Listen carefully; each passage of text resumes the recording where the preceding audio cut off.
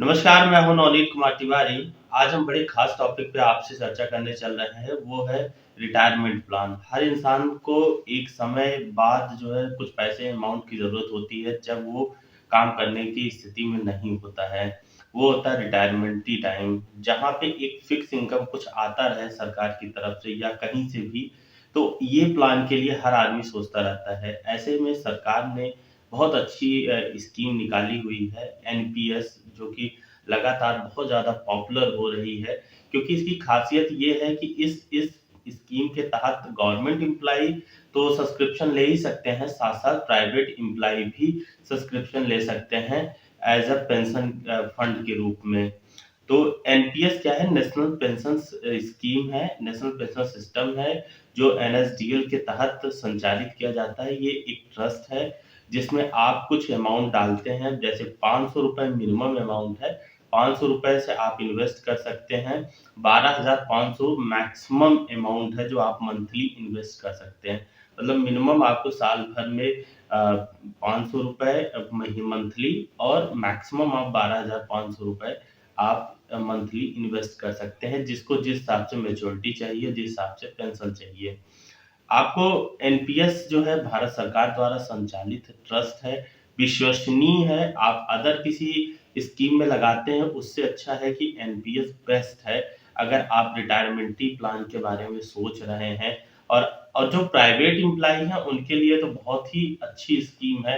पता नहीं चलता ₹1000 ₹2000 आप पर अपने मंथली आप कटवा रहे हैं, और जब रिटायर होंगे तो आपको एक मुश्त एक अच्छी अमाउंट मिलेगी, और पेंशन भी आप उम्र भर ले सकते हैं। आप, आपकी वाइफ, आने वाली पीढ़ियाँ, जो लड़के हैं, वो भी वहाँ तक के भी पेंशन ले सकते हैं। चलिए एक एग्ज़ाम्पल से थोड़ा समझते हैं।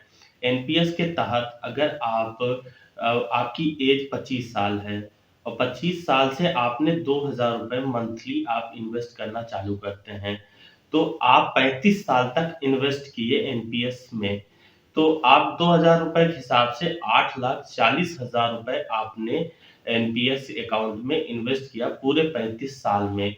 लेकिन एनपीएस जो है, उसका जो फ़ॉर्मूला है, जो वो शेयर मार्केट में इन्वेस्ट करता है सरकार, जो कुछ सिक्योरिटी बॉन्ड परचेज़ करने में जो सरकार इन्वेस्ट करती है, इसके तहत वो जो है आपकी मैच्योरिटी 10% रिटर्न के हिसाब से 75 लाख के ऊपर हो जाएगी।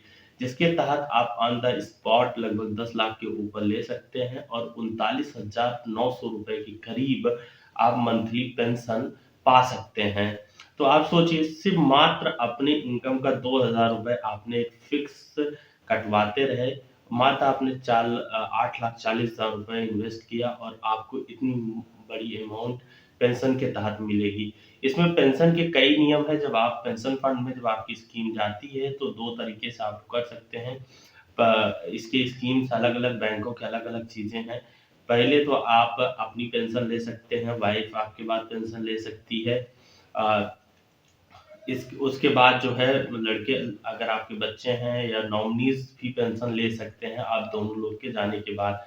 इन केस नॉमिनीज़ नहीं पेंशन लेना चाहते, तो आप और आपकी वाइफ़ के बाद जो आपकी मैच्योरिटी 40% या 60% जो आप पेंशन फंड में डाल रहे हैं अमाउंट, वो वापस आपके नॉमिनीज़ को कर दिया जाएगा। सबसे ख़ासियत यही है एनपीएस में, कि वो जो फंड होता है, पेंशन जब आप दोनों लोग लेना बंद करते हैं, तो वो आपके नॉमिनीज़ को पैसा रिटर्न कर दिया जाता है।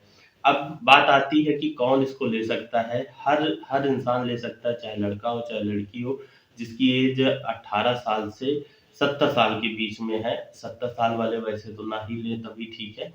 बट 18 से लेके आप 60 साल तक के जो लोग हैं, वो ले सकते हैं।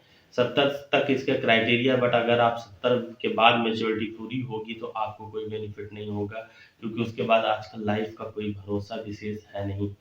तो एनपीएस के तहत आप इन्वेस्ट कर सकते हैं। आपको दिखाता हूँ, जब एनपीएस का आप अकाउंट खोलेंगे, अब बात आती है कि एनपीएस का अकाउंट कैसे खोलें। एनपीएस के अकाउंट के लिए आपको एनपीएस फॉर्म के रूप में 2 आप अलग-अलग बैंकों में भी खोल सकते हैं, like SBI, ICIC, other post office में। एसबीआई में आप ज़्यादा प्रेफ़र करें, क्योंकि गवर्नमेंट की बैंक है और लॉन्ग टर्म इन्वेस्टमेंट है। तो आपके लिए SBI is the best platform for opening NPS account.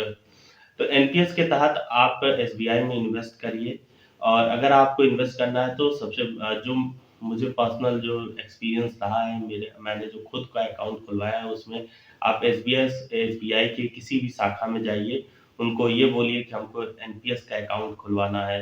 तो एनपीएस के अकाउंट के तहत वो पहले ही बोलेंगे कि आप अक्सर जो उनके पास फॉर्म नहीं होता है एनपीएस का, तो नेट से आप फॉर्म डाउनलोड कर लीजिए। उसमें बेसिक इन्फॉर्मेशन होता है, आपका आधार कार्ड, नाम, अकाउंट नंबर, यही सब बेसिक इन्फॉर्मेशन होता है। उसको फिल करके आपको डॉक्यूमेंट जो रिक्वायर्ड होता है वो 10th की मार्कशीट होती है, आय निवास प्रमाण पत्र भी आपको देना होगा, साथ में आधार कार्ड और एड्रेस प्रूफ, दो चीजें, इतनी चीजें आपको लेके जानी होगी एसबीआई बैंक में। उसके बाद आपका अमाउंट आप बता दीजिए कि इतने रुपए हम हर महीने इन्वेस्ट करेंगे, 500, 1000, 2000, 3000, 10,000, जितना आपके अपने हिसाब से जो इन्वेस्टमेंट आप करना चाहते हैं उस हिसाब से आप इन्वेस्टमेंट करिए इस अकाउंट में। उसके बाद आपको जब आपका अकाउंट ओपन हो जाएगा तो कुछ दिन बाद आपके पास मैसेज आएगा और इस तरीके से आपको एक लिफाफा आपके घर के एड्रेस पे आ जाएगा, जिसमें कुछ गाइडलाइंस का एक फॉर्म होगा। फिर इसमें कैसे कैसे आप अकाउंट ओपन कर सकते हैं और एनपीएस के बारे में कैसे कैसे जान सकते हैं, सारी डिटेल्स दी गई है।